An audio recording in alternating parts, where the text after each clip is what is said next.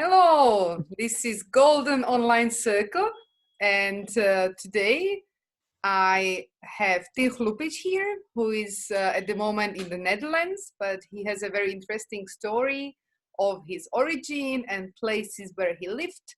Hi, Tin, tell us a bit about yourself. Oof, okay, I'll try to make it short. Hi, Daniela. Well, originally I was born in Namibia to Croatian parents. And yeah, I lived down there. I grew up there for like 21 years. And after that, I moved to Croatia. Stayed in Croatia for another 2 or 3 years. And now, finally, I kind of decided on which path I want to take. And now I'm in the Netherlands, busy with my physiotherapy course. I'm 2 years in, but now, given this whole lockdown situation and uh, further circumstances, it will take now a bit longer, but that's quite all right. So for now, I'm just here and waiting to finish my next goal. Thank you Yeah. so much. And these interviews are usually about coming out. So Tin is so brave that he's ready to come out on his bad habits. So what are they? Tell us a bit about them. I'll share mine also, don't worry. Oh, okay. Well, let's just get straight to the point then, I guess. Well, for one, yeah, like ever since this whole thing started with the lockdown, I just started with like isolation. Yeah, sure, follow guidelines, you need to isolate yourself, but it started with that and it kind of stayed like that. Like for the last 3 4 months, I haven't been socializing, haven't been seeing, talking to people. It's like, yeah, you forget what it's like to be human, for one. Number two, I kind of lost my own sense of like discipline. Like every day, just a matter of waking up. Some days you just smoke the whole day away, playing video games, not eating, not taking care of yourself. Like literally throwing your identity out the window in a sense. Your human identity, you know, like it's as if you're not human anymore. You just want to do what your mind wants, and you don't care about your physical existence. You know, that's very addicting. So yeah, those were my main issues for the last couple of months, and unfortunately, it's been a continuation on a daily basis. So yeah, it's been a habit very easily fallen into for the main part. Yeah, yeah. So you mentioned video games. My son is 6 years old, and I used to be very dogmatic mother, but during Corona, I just became a little more flexible, which means that I allowed him to play games in my phone. Mhm. But I must say that it has really incredible impact on him and the nervous system. And now I'm like, shall I continue being a very dogmatic mother, keeping him away from what is standard in today's society? Or will I, allow him all this, which really he has such changes of behavior because he wants it, all the time. He wants more of that. Mhm. And, he doesn't know how to, finish. So when there is the agreed time, like he should finish playing, uh, he's otherwise a pretty peaceful child, but he becomes actually very aggressive. Hmm. So you already have quite some experience being of your age. But yeah. So, what would you advise maybe mothers like I am or partners? Because usually this is a really male domain, right? These games and Hmm. video games and all. Mostly, yes, yes, yes. I think it can be taken into the same context as everything in moderation, because video games in itself, definitely not that they're bad. They can be bad, but it's like saying alcohol is bad or eating too much this is bad, or um, playing games too on the one side definitely has its advantage. It opens up your world to seeing what exists, what there is, and expands kind of your creativity, your mind of what may exist. Then on the other hand, it's one thing to be open-minded about it, and it's another thing to mindlessly lose yourself in it, Mm. which usually occurs when you continue that after 2 or 3 weeks on a daily basis. uh, you forget to feed yourself, you don't take care of yourself, it's like your human nature falls out the window. Then it definitely becomes an issue. However, if you are able to just manage it or to sustain it in a manner where you play it controllingly, Mhm. you know, where it's enough and you can let go of it and continue with your other, you know, uh, everyday life activities, it's perfect. You know, it's just like doing juggling in another sense. It's like having another activity to work on. But you are right. That's And what I yeah. noticed about my son also, that it's kind of dragging him out of his body and out of his energy. So he wouldn't have so much wish for eating, which is very unusual for him. Normally he eats a lot and he loves, he really enjoys eating. But Mm-hmm. like, when there is a day when he plays these games, he just refuses food. He doesn't.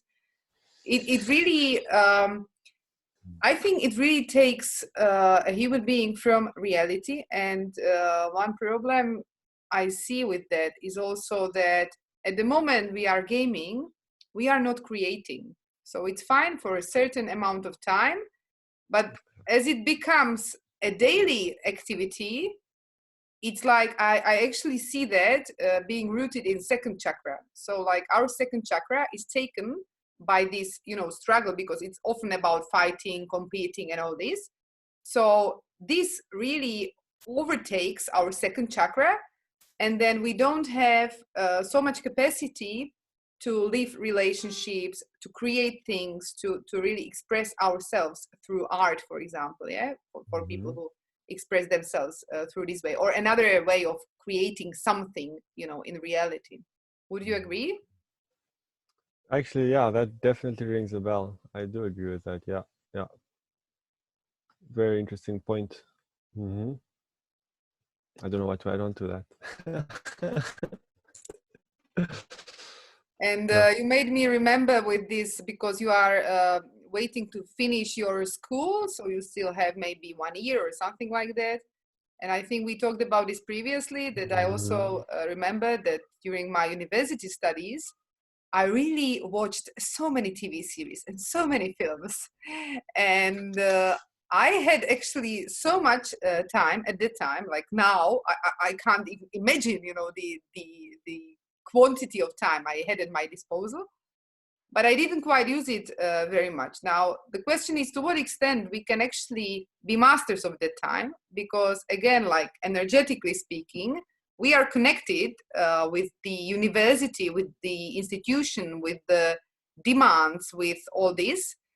And so even though we are not at the moment working and studying, somehow part of our energy is always there. Like I noticed during Corona, my son could not attend school for 2 months, but still it had such a big influence on us. Like, if it was holiday and they wouldn't send us daily tasks and all these, and we wouldn't be in daily contact, we could just kind of enjoy these 2 months, like a holiday. We really know what to do at home and so on. But because each day we were bombarded by these tasks, he lost his, passion for creative things, painting, things like that. Only very hardly we were able to find some time to really do some of these things that really make us passionate. So how do you feel about, Mm-hmm. this time that you are a university student, when really your time is just like mastered by your tasks for the school? Mm-hmm. Mm-hmm. Mm. Wait, so referring to like how would you master your own time in a sense, or how would you?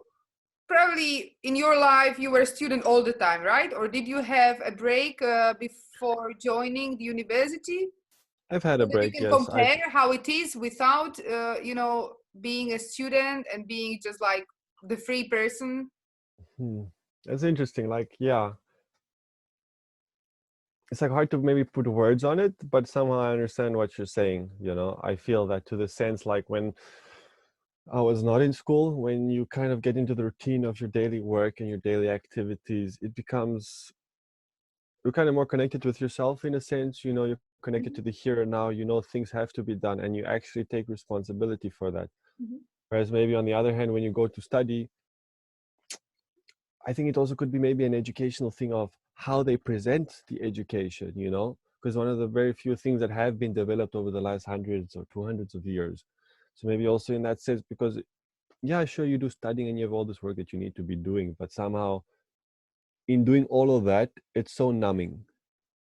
Same, maybe in a very similar sense as if you're doing a job that maybe you're not really too interested in, but it's very numbing, you know. Although now, I'm not saying that I'm not interested in this. I very much enjoy it and I'm happy that I'm doing it. However, myself on a daily basis, I kind of have this guilt of like, I'm content with where I am, even though I know that I should not be, to the point that because I don't do much, I don't do my work. Um, it's like I'm pulling myself back rather than going forward. Um, and I don't know. Yeah, it's maybe I don't have maybe the right words to find it, but it's I can understand you. Like there's definitely this line between where you find yourself when you're in work, when you find something that's fulfilling, when you Mm-hmm. have everything kind of, I don't say going on, but you know, you found yourself in this reality kind of. Whereas maybe here, maybe I can only speak for myself now because I'm here in the university. For myself, yeah, I don't know. I would want to maybe put the blame on my surroundings, given the lockdown and Corona and different cultures and, you know, my own interpretation of this area. However, on the other hand, it could also simply be that my lack of will and motivation to actually sit in this reality because of all my bad habits, you know, like for instance, the gaming, I definitely agree that for me, it pulled me out of my own sense of being, of what I actually want in life, you know, not only gaming and the smoking and the sleeping and being antisocial, all of that is just like pulling me out from this kind of reality where you just enclose yourself and you forget what is necessary in life. You know, you think that it's okay when in fact actually it's not okay. It's like the butterfly effect. You don't realize how important it is actually for on this day to go to the shop because you might meet that one special person, you know. It's everything becomes oblivious to you. Mm-hmm. Mm-hmm. And I don't know, yeah, I'm that's what actually I an can say. eternal student myself. In September 2019, I decided not to finish my PhD in teaching English methodology, something. I just couldn't find any more motivation for that because I just feel I want to do really practical things and I think my education is sufficient. And when I decided to not finish this one, I had a chance to, because I was unemployed here in Croatia for some time until I employed myself here in my company.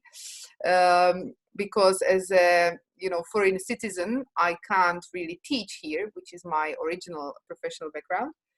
So Hmm. when I decided not to finish my PhD, I joined some trainings here so that I can open a travel agency, and I also started a course for tourist guides. So I had this again the experience of a student once again here, and then my son is attending first class. So it's like we've been through this struggle where yeah, there are these questions like, do I have life energy for that? Is it like that I don't like a certain task because I am in resistance and I should change that and I should just really finish that? But I also came across some tasks which I just realized after some time that it is not my resistance, but in some cases we should really say no, which is difficult when you are at school and you have these subjects that you need to complete. Have you maybe come across such a situation in which some task was just so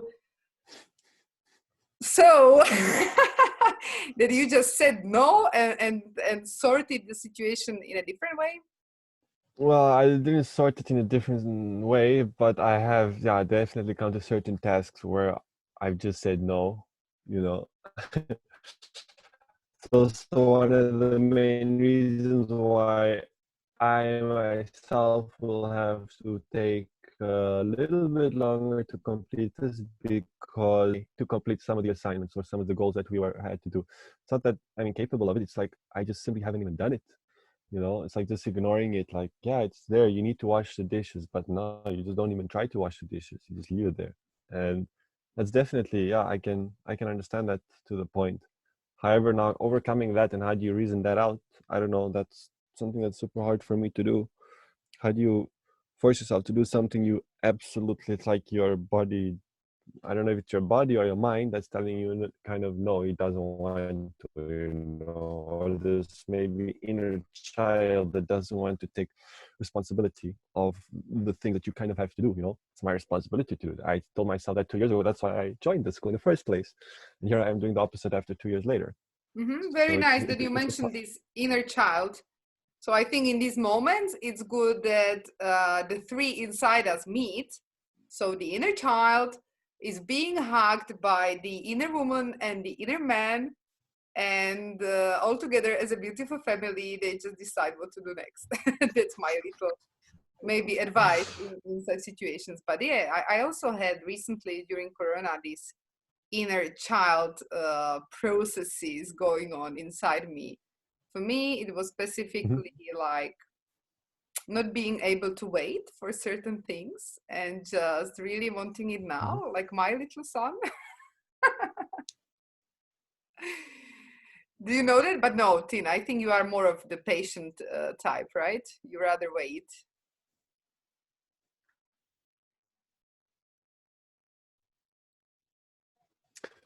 For me, it cut out a bit. So if I understood what you're asking, and I didn't understand what your last sentence was. Well, because I'm now in this very big transformational process. And so a lot of things, I was manifesting at the same time in one place, which normally I would be traveling places and they would be just happening on different places. So, I would build something, one brick, and I would go to another place, another brick, and then I would come again. And now for the first time, I was locked in this one place because of my son's schools and Corona and all this. And I'm building this way for the first time in my life on one place, and I tend to be impatient in, some of these processes that need time. So I'm learning this process now. Like I put a seed in the ground and then I water it and then I just let it grow. And that's my big lesson now from past weeks. I see.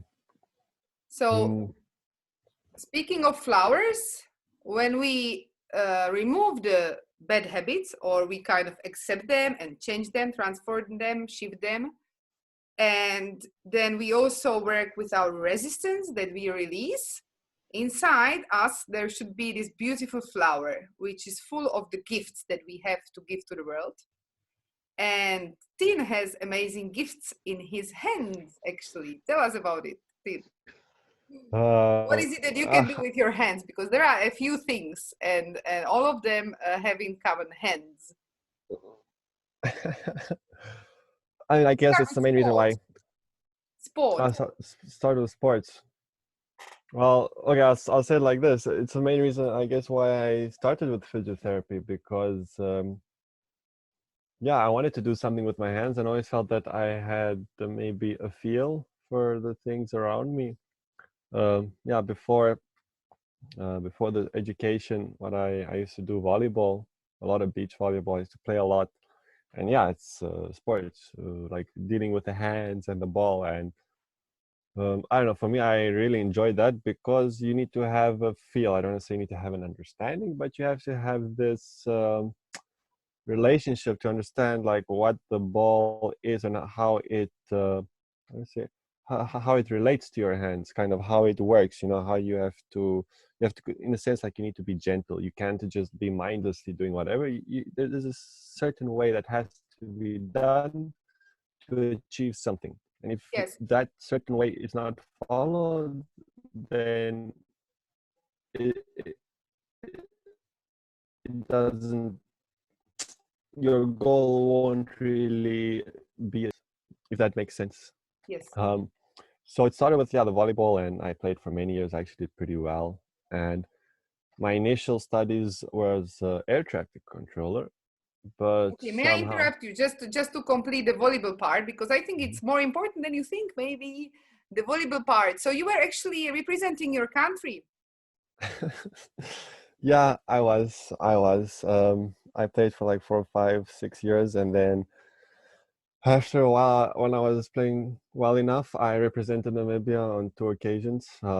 in the World Championship in Cyprus, Larnaca Beach. That was very nice. We came 24th or 27th out of 32 teams. I cannot remember. Mhm. And the second time in the under 21 World Championships in Umag, Croatia. Yeah, we did pretty well. We came halfway in the table, but it was a very satisfying accomplishment for me. I was very happy with that. And Very nice. And I was lucky and honored to actually have your individual class of beach volleyball. And actually, unfortunately, since then I didn't play. No, no, no. I did play it a few times here in Croatia, actually. But I think you actually are also an amazing, trainer, individual or group. So Mhm. I understand that for now your topics are elsewhere, but I would also recommend you as a beach volleyball trainer, because I had very nice time with you, and yeah, you have this ability which you were what you were describing about beach volleyball. I think what is so nice about beach volleyball is that it connects the firmness of a mountain, the very male thing, to be firm and strong, but at the same time there is the gentleness in the touch. Yeah. So Mhm. in fact, it made me remember one retreat that I'm preparing in Croatia, which is called The Art of Freedom. And the purpose of this retreat is for men to connect with the divine mountains of Biokovo, to become as firm as the rock, and then to connect with the sea, to become as gentle as the Adriatic Sea.